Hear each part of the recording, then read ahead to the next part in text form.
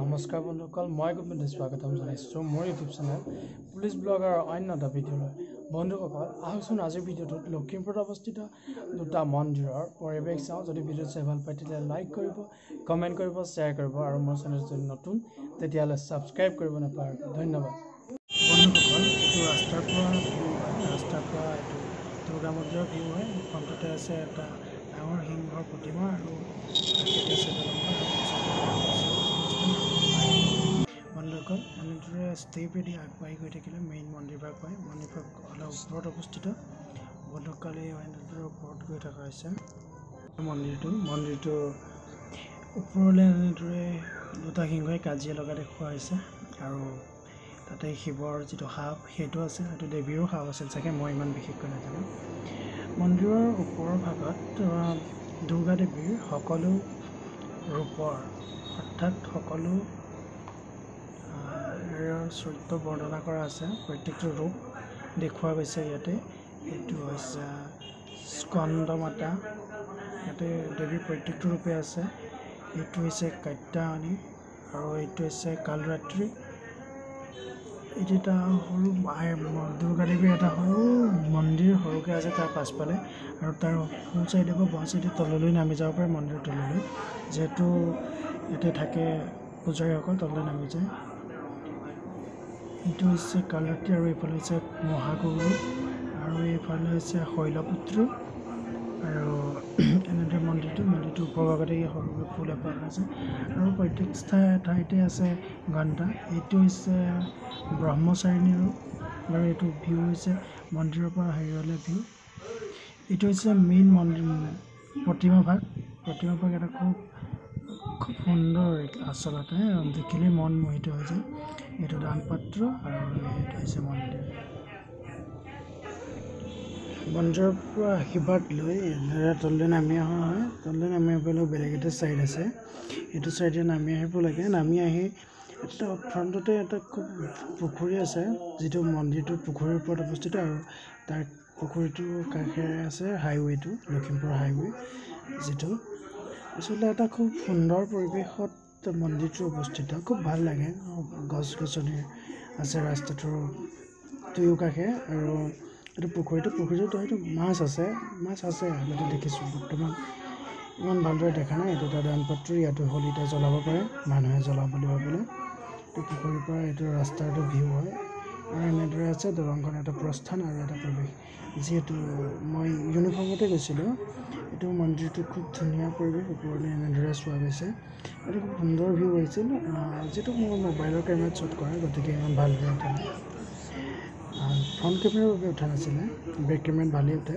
এইটো এনেদৰে যাবলৈ এটা ৰাস্তা আৰু আহিবলৈ এটা ৰাস্তা। এইটো মই বৰ্তমান গৈ আছোঁ, যিহেতু মই যাওঁতে শ্বুট নকৰিলোঁ, গতিকে মই আহোঁতেই শ্বুট কৰিছোঁ।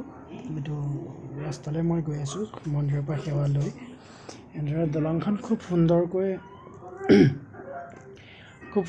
ৰাখিছে। দলংখন মানুহ ওপৰ হ'ব নোৱাৰাকৈ ছেফটিও দিছে, পৰা দুইফালে ৰেলিং দি দিছে আৰু ৰঙা ৰং আৰু নীলা ৰং কম্বিনেশ্যনটো, কালাৰটো বহুত ভাল লাগিছে বাৰু। আৰু এইখন গেটখন এনেদৰে গেটেদি ওলাই যোৱা আৰু এই শলিতা জ্বলোৱা স্থান। এইভাগ হৈছে লখিমপুৰত অৱস্থিত গণেশ মন্দিৰ, যিভাগ খুব এটা সুন্দৰ জেগাত অৱস্থিত, লখিমপুৰৰ আৰম্ভণিতে আছে। মন্দিৰটো এটা খুব সুন্দৰ পৰিৱেশ, আপোনালোকে খুব সুন্দৰ ভিউ এটা আহিছে। এনেদৰে সোমাই গ'লে গণেশ মন্দিৰ প্ৰথমতে পোৱা যায় এখন শৰাই, ডাঙৰ শৰাই, যিখন চিমেণ্টৰে বনোৱা আৰু তাৰ ফ্ৰণ্টতে আছে এটা পুখুৰী আৰু তাৰ আগলৈ আছে মন্দিৰ ভাগ। এইভাগ হৈছে মূল মন্দিৰ ভাগ জাহাজৰ ওপৰত দুটা নিগনিয়ে চলাই যোৱা দেখাইছে আৰু এটা কলচী আছে জাহাজৰ ওপৰতে। খুব এটা সুন্দৰ পৰিৱেশ, চাওক আপোনালোকে। এইটো হৈছে শলিতা জ্বলোৱা ঠাই, য'ত শলিতা লগায়। সৰু সৰু গণেশৰ মূৰ্তি আছে, গণেশ বাবাৰ। এটা খুব সুন্দৰ আৰু সেউজীয়া পৰিৱেশ, য'ত বৰ্তমান ফুলপুলিবোৰ ৰোৱা নাই, ফুলপুলিবোৰ ৰুবলৈ মাত্ৰ কুৰিয়াই থাকে। পুখুৰীটোত চাওক, এইটো কাছ হয়, এইটো বেছি ডাঙৰ কাছ নহয়। এই পুখুৰীটোত মাত্ৰ কাছই আছে, বহুতখিনি কাছ আছে। ইয়াত প্ৰায় 35টা কাছৰ আছে। তাত থকা বন বিষয়াজনে কোৱা মতে এয়া কাছৰবোৰে খেলা কৰিছে। চাওক কাছটো কিদৰে, এইটো ডাঙৰ কাছ হয়, বহুত ডাঙৰ কাছ হয় কাছটো। এইকেইটা ইয়াত মাত্ৰ এতিয়া বৰ্তমান 3টাই কাছ ওলাইছে। কাছটোৱে কিবা খাব বিচাৰিছে, বৰ্তমান খাবলৈ পোৱা নাই।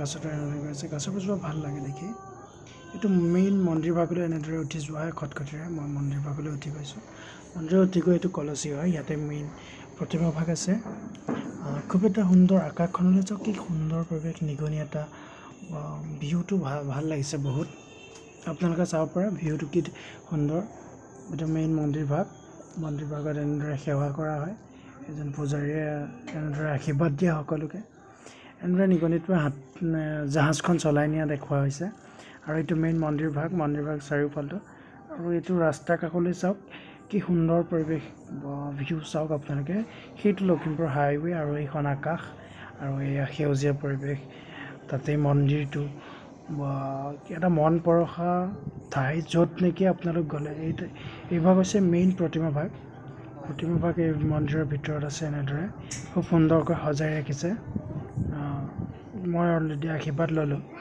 আশীৰ্বাদ লৈ মেলি মই মন্দিৰটোৰ চাৰিওফালটো দেখাব বিচাৰিছোঁ আপোনালোকক এনেদৰে নিগনিটোৱে ৰছীডাল বান্ধিছে যিহেতু নাওখন চলালে ৰাখিব লাগে এনেদৰে ৰছী এডাল বান্ধি থোৱা দেখুওৱা হৈছে খুব সুন্দৰকৈ আৰ্কিটেক্ট কৰিছে যিজনে কৰিছে খুব সুন্দৰ লাগে একচুৱেলি এনেদৰে আৰ্কিটেকচাৰজন মানিবলগীয়া আচলতে যিজনে এই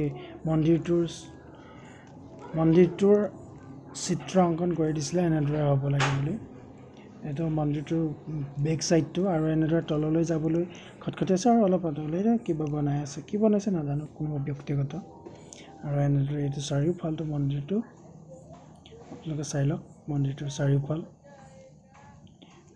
বেলেগ একো নাই চাৰিওফালটো মাত্ৰ নিগনি এনেদৰে চলাই নিছে এনেদৰে ওপৰলৈ আকাশখন তলত সেউজীয়া পৰিৱেশ কাষতে ৰাস্তাটো আৰু এনেদৰে তললৈ নামি যোৱা হৈছে তললৈ নামি গৈ তলৰ পৰিৱেশ দেখাম আপোনালোকক পৰিৱেশটো চাওক কি সুন্দৰ মন পৰশা আচলতে এইটো ক'ব লাগিলে এনেদৰে ইয়াত চাকি জ্বলোৱা হয় তলত দুইখন খটখটিৰ মাজত তলতে চাকি জ্বলোৱা হয় আৰু তাৰ কাষতে আছে বগা নিগনি এনেদৰে ৰাখি থোৱা আছে তাত নিশ্চয় ইয়াক কোনোবাই দান দিয়াই হয় আচলতে কোনোবাই আগবঢ়াই থয় এনেদৰে আৰু ইয়াতে আনি এনেদৰে ৰাখি থয় বগা নিগনিকেইটা চাওক কিবা খাবলৈ দিছে খাবলৈ দিলে সিহঁতে এনেদৰে মানুহ গ'লে এনেদৰে আগবাঢ়ি আহে কোনোবাই কিবা খাবলৈ দিয়ে আৰু কোনোবাই নিদিয়ে কিন্তু আচলতে আগঠেংকেইটা খুব সুন্দৰকৈ আগবঢ়াই দিয়ে আগঠেংকেইটা চাওক মানুহৰ হাতৰ দৰে আগঠেংবোৰ দেখিবলৈ আচলতে মই ইমান ভালদৰে বগা নিগনি আগতে দেখা নাছিলোঁ প্ৰথম দেখিছোঁ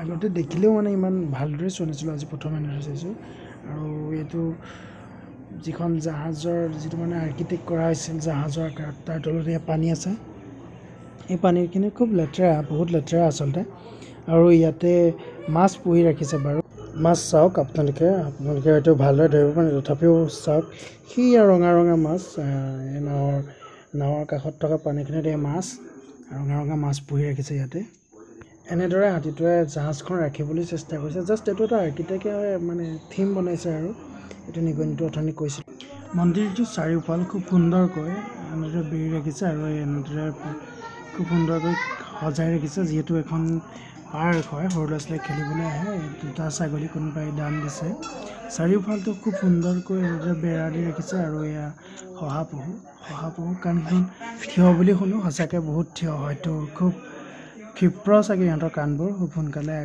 শুনে সিহঁতি মই অহা দেখি শহাপহু কেইটামান খুব মোৰ ফালে খুব জোৰে দৌৰি আহিছিল আৰু দৌৰি এনেদৰে লাইন পাতি ৰৈছে পূৰা এনেদৰে শহাপহুবিলাক য'তে ত'তে পৰি ৰৈ আছে অলপ সিহঁতৰ একে জেগাত থাকি হয়তো অশান্তি লাগিছে আৰু এনেদৰে এখন দলং আৰু এইটো এটা